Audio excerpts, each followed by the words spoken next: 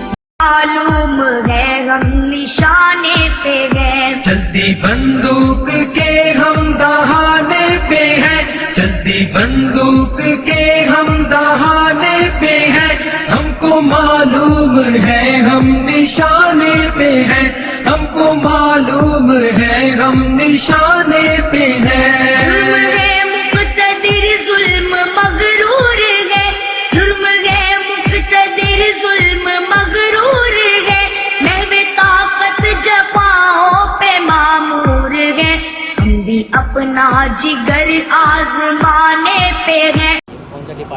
ये दीपा सराय इलाका है।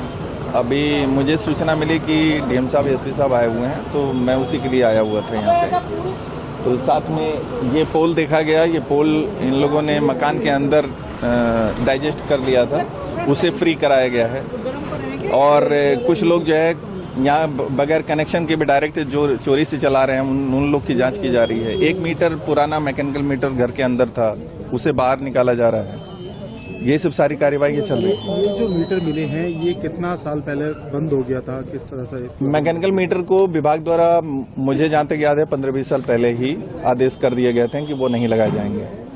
और जो पुराने एकाध जो घर के अंदर, जैसे इनका आपने देखा कि घर के अंदर ही था, तो इस कारण से वो पकड़ में नहीं आया, तो ये बंद हो जाएगा। अभी उनका इलेक्ट्रॉनिक मीटर लगवा देंगे। कितने घरों में चोरी की बिजली चल रही है? अभी तो 2-3 घरों में मुझे जहाँ तक याद है वो हमने चेक किया। अभी हम कंपाइल करेंगे सूचना, तो उसके बाद बता देंगे। जिस तरीके से पूर्व में भी मुखबिर खास द्वारा दी गई सूचना के आधार पे परसों जो है करीबन 13 हाउस सर्च किए गए थे। उनमें कुछ संदिग्ध चीजें भी मिली थी, अवैध शस्त्र भी मिले थे, स्मैक भी मिली थी। उसी को मद्देनजर रखते हुए और सूचना एकत्रित की गई और आज करीबन 20 घर हैं, उनका सर्च किया गया है। और लेकिन कोई इस तरीके की संदिग्ध चीजें आज के उसमें नहीं मिली है। लेकिन सर्च के दौरान बिजली विभाग की टीम भी साथ में थी, अतिक्रमण के लिए नगर निगम की टीम भी साथ में थी। बिजली विभाग की बिजली के खंभे पर कब्जा कर उसको अपने घर में ही कंप्लीटली समाहित कर लेने वाले एक ऐसे व्यक्ति का घर का अतिक्रमण है, वो अतिक्रमण मुक्त करवाया गया है। उसके अलावा अभी तक पिछले 2 महीने से बिजली विभाग द्वारा चलाई गई संभल कस्बे में बिजली चोरी को रोकने के लिए, जो कि करीबन 13 से 14 करोड़ रुपए पर महीना बिजली चोरी होती थी, उसको रोकने के लिए जो अभियान चलाया गया है, उसमें भी उस अभियान को भी रिव्यू किया गया।